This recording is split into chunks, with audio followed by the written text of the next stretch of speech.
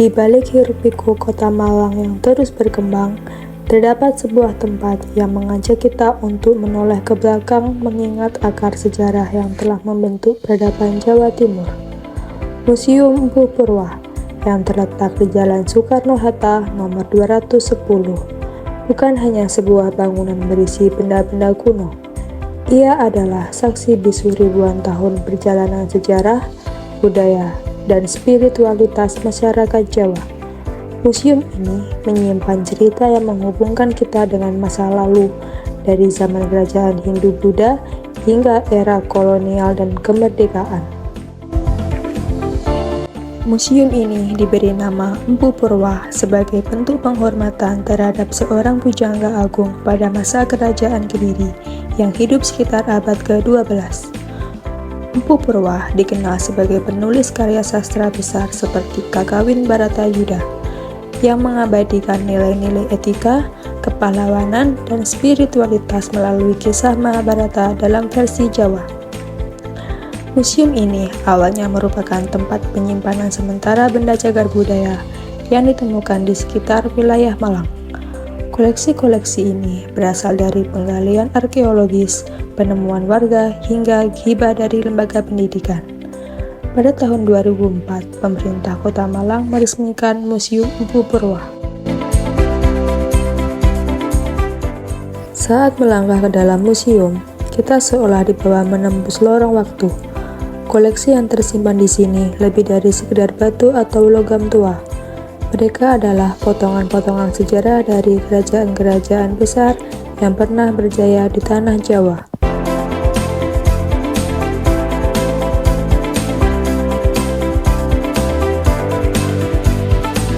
Salah satu koleksi tertua di museum ini adalah Prasasti Dinoyo yang berasal dari abad ke-8 Masehi pada masa kerajaan Kanjuruhan, kerajaan Hindu pertama di Jawa Timur. Prasasti ini tidak hanya memuat informasi tentang raja dan bangsawan, tetapi juga mengenai kehidupan keagamaan dan sistem sosial saat itu.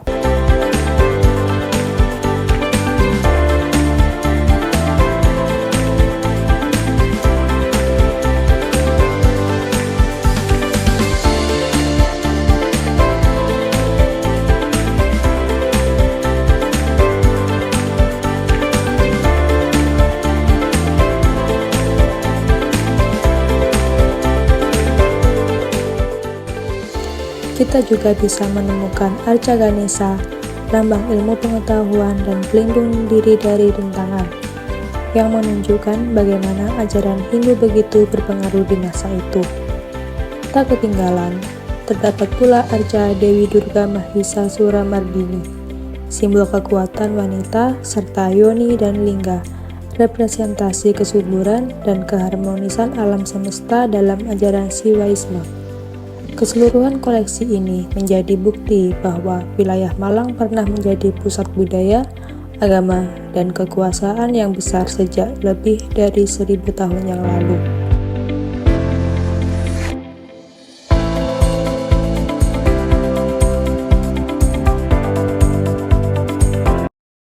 Tak hanya itu, pajangan lini masa di Museum Empu Purwa menjadi daya tarik utama yang menyajikan alur sejarah Jawa Timur secara kronologis, dimulai dari masa prasejarah hingga kejayaan kerajaan-kerajaan seperti Kanjuruhan dan Singasari.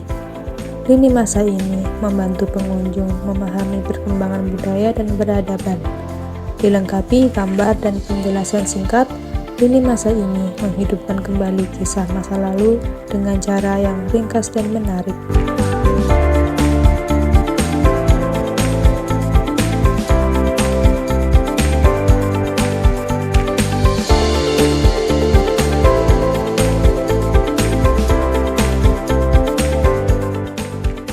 Di salah satu sudut Museum Empu Purwa, terdapat pajangan yang menggambarkan kisah legendaris penculikan Ken Dedes, tokoh penting dalam sejarah Jawa Timur. Pajangan ini menyajikan alur cerita secara visual dan naratif. Dimulai dari kehidupan Ken Dedes sebagai putri seorang Brahmana hingga ia diculik oleh Tunggal Ametung, penguasa Tumapel.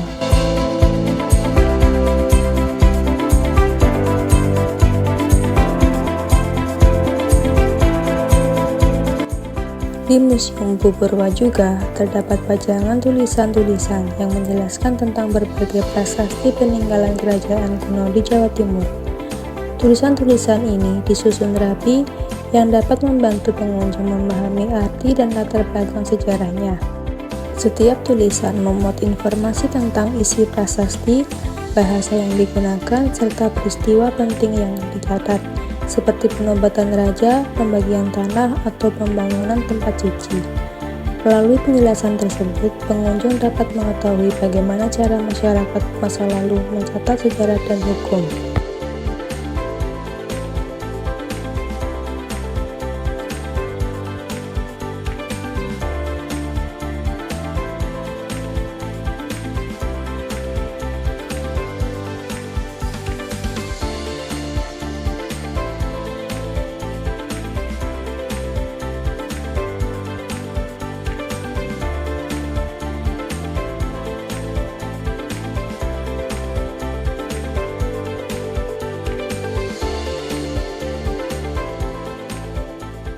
Di sini saya sudah bersama Ibu Novita sebagai juru pelihara di Museum Purwa. Di sini saya akan menanyakan beberapa hal tentang Museum Purwa ini. Baik, pertanyaan yang pertama, ya, apa sih selama menjadi juru pelihara, apa tantangan terberat selama memelihara museum ini? Kalau untuk memeliharanya tidak ada kesulitannya ya, karena ada mekanismenya. Tapi tantangan terberat saya karena basicnya bukan juru pelihara, saya juga dari staf DPKW 11. Jadi pindah ke sini itu harus mempelajari sejarah-sejarah per bendanya gitu. Lalu juga dalam membersihkan, itu yang pertama, yang kedua itu dalam membersihkan arca yang di luar atau apalagi yang di taman yang ukurannya lebih besar, itu butuh effort lebih untuk membersihkannya. Baik, pertanyaan yang selanjutnya, bagaimana proses perawatan benda-benda sejarah yang ada di museum ini? Apakah sulit atau gimana? Sebenarnya tidak sulit ya, karena ada dua mekanisme. Yang pertama itu mekanisme basah dan mekanisme kering. Mekanisme basah itu bisa kita lakukan di mana? Di luar, di taman, dengan cara menggunakan air dan sapu ijuk aja. Tapi apabila lumutnya itu terlalu tebal, kita bisa menyemprotkan sebelum dibersihkan, itu disemprotkan dengan minyak asiri dulu, didiamkan paling lama 1 kali 24 jam gitu. Kalau yang perawatan yang di dalam museum? Kalau perawatan di dalam museumnya itu merupakan mekanisme kering ya, itu lebih simpel lagi, hanya membutuhkan kemoceng dan sapu, atau juga sikat kecil untuk membersihkan celah-celahnya, atau lebih simpel juga bisa dengan penyedot debu seperti itu. Ini yang membersihkan kalau yang membersihkan arcanya, terkait arcanya itu saya, ya. Tapi kalau untuk lingkungannya itu Mas Obi. Ya. Ini membersihkannya setiap hari atau beberapa minggu gitu? Beberapa minggu sekali. Ya. Pertanyaan selanjutnya, saya izin menanyakan, sejauh ini untuk koleksinya apakah terus bertambah ya Bu, di Museum Purwa ini sendiri? Terakhir ada penambahan itu penemuan di 2023 ya. Itu di mana? Di makam. Sama-sama di makam ditemukannya, tapi daerahnya berbeda. Yang satu di Madiopuro, yang satunya di Singosari kalau nggak salah ya. Iya, baik. Lalu kemudian, apakah dari Museum Purwa ini sendiri menawarkan program edukasi baik ke tingkat sekolah maupun ke tingkat kuliah? Oh gitu. Kalau ke tingkat sekolah mungkin ya. Jadi setiap tahun itu ada program dari Dinas Pendidikan yang akhir-akhir ini dilakukan itu adalah museum keliling.